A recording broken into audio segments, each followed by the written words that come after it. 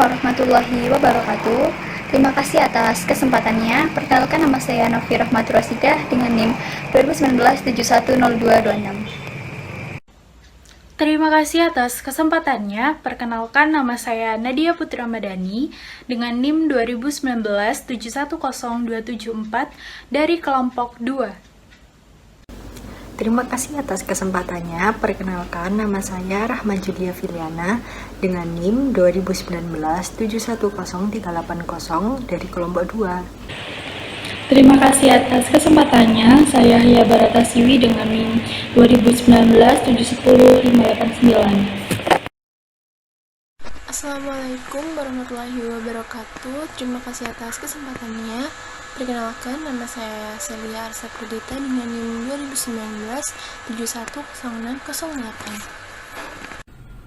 Assalamualaikum warahmatullahi wabarakatuh. Terima kasih atas kesempatannya. Perkenalkan, nama saya Nursofa Asmarani dengan NIM 2019710652 dari kelompok 2. Terima kasih atas kesempatannya. Perkenalkan, nama saya Afifah Ika Nur Sabrina, NIM 2019710662. Terima kasih atas kesempatannya. Di sini saya akan menjelaskan tentang akad menurut para ulama. Akad berasal dari bahasa Arab yang secara bahasa memiliki beberapa arti. Di antaranya yaitu ikatan, pertalian, mengumpulkan, menguatkan, perjanjian, serta jaminan. Para ulama membagi makna al-uqud secara istilah ke dalam dua bagian. Yang pertama, al-uqud dalam lingkup makna umum, yaitu setiap keharusan dan ikatan baik dilakukan oleh dua belah pihak yang saling berinteraksi seperti jual beli, maupun yang dilakukan oleh satu pihak saja seperti sumpah ataupun al-yamin. Yang kedua yaitu al-uqud dalam lingkup makna khusus, yaitu ikatan antara dua ujung. Makna yang kedua inilah yang biasa digunakan oleh para fuqaha. Terima kasih atas kesempatannya. Di sini saya akan menjelaskan tentang pengertian akad. Akad berasal dari kata al-akad yang berarti ikatan, mengikat, menyambung, atau menghubungkan. Ikatan yang dimaksud di sini adalah menghimpun atau mengumpulkan dua ujung tali dan mengikatkan salah satunya pada yang lainnya sehingga keduanya menjadi seperti seutas tali yang menjadi satu atau menyambung. Akad secara terminologi fikih atau hukum Islam adalah perikatan antara ijab atau penawaran dengan qabul atau penerimaan yang dibenarkan secara syarak dan yang menetapkan kerelaan kedua belah pihak. Makna secara khusus dari akad yaitu ijab dan qabul yang melahirkan hak dan tanggung jawab terhadap objek akad atau maqud alaih. Sedangkan makna secara umumnya adalah setiap perilaku yang melahirkan hak atau mengalihkannya atau mengubahnya atau mengakhiri hak tersebut baik bersumber dari satu pihak maupun kedua belah pihak. Para ulama atau ahli hukum atau jumhur ulama juga memberikan pendapatnya bahwa definisi akad sebagai pertemuan antara ijab dan qabul yang dibenarkan oleh syara yang menimbulkan akibat terhadap objeknya. Berdasarkan apa yang sudah saya jelaskan tadi mengenai definisi akad, maka dapat disimpulkan bahwa akad merupakan keterikatan atau pertemuan ijab dan qabul yang berakibat timbulnya suatu hukum. Sedangkan ijab sendiri adalah penawaran yang diajukan oleh salah satu pihak dan qabul sendiri adalah persetujuan atas apa yang diberikan oleh mitra sebagai tanggapan atas penawaran dari pihak yang pertama. Akad tidak akan terjadi apabila pernyataan kehendak masing-masing pihak tidak terkait satu sama lain. Sekian dari saya. Terima kasih. Terima kasih atas kesempatannya. Selanjutnya saya akan menjelaskan mengenai rukun-rukun dalam akad. Nah, rukun-rukun dalam akad ada 4. Yang pertama yaitu subjek perikatan atau pelaku akad.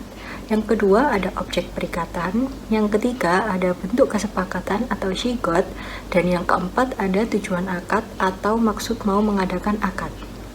Nah, yang pertama yaitu subjek perikatan atau pelaku akad. Nah, pelaku akad yang dimaksud itu bisa satu orang atau lebih, bisa pribadi atau badan hukum, baik sebagai pelaku langsung atau sebagai wakil dari pelaku akad. Misalnya, penjual dan pembeli beras di pasar, biasanya masing-masing pihak satu orang berbeda dengan ahli waris sepakat untuk memberikan sesuatu kepada pihak yang lain yang terdiri dari beberapa orang. Selanjutnya yang kedua, ada objek perikatan. Objek akad yaitu harga atau barang yang akan diakadkan seperti benda-benda yang dijual dalam akad jual beli.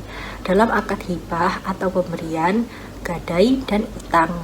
Dan yang ketiga, bentuk kesepakatan atau syigot. Syigot adalah ijab dan qabul atau serah terima, baik diungkapkan dengan ijab atau cukup dengan ijab saja yang menunjukkan qabul dari pihak lain atau secara otomatis.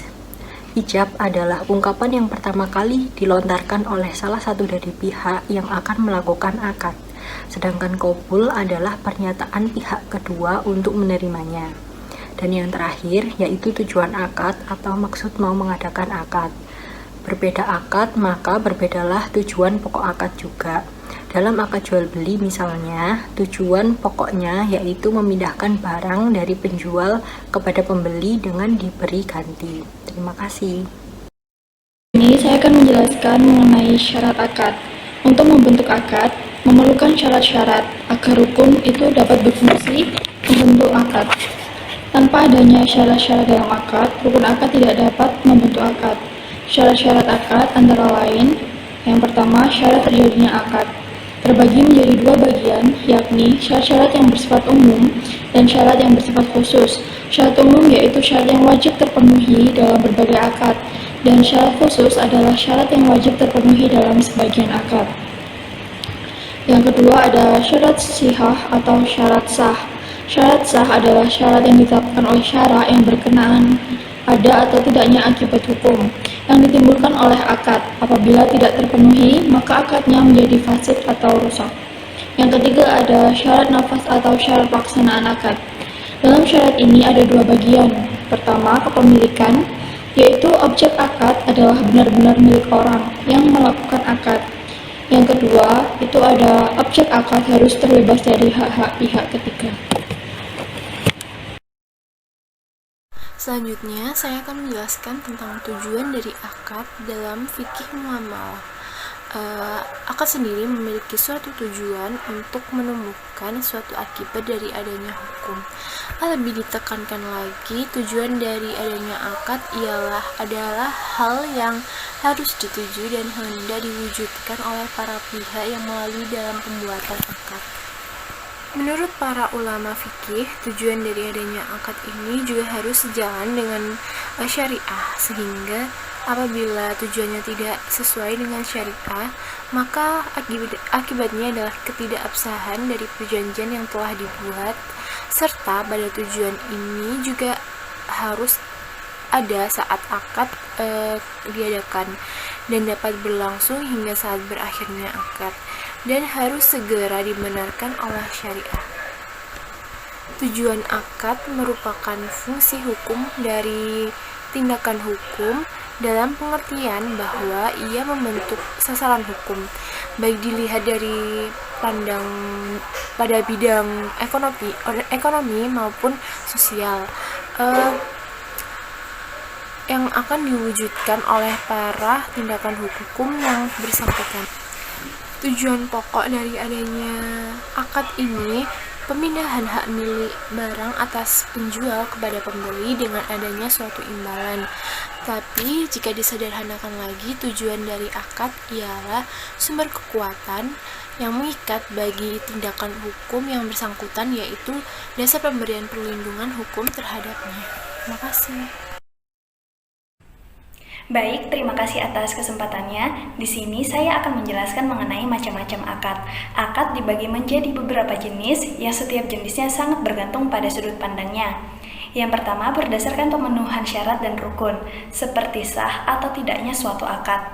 Yang kedua, berdasarkan apakah syarat telah memberi nama atau belum, seperti contoh akad yang telah dinamai syarat seperti jual beli, hibah, gadai, dan lain-lain.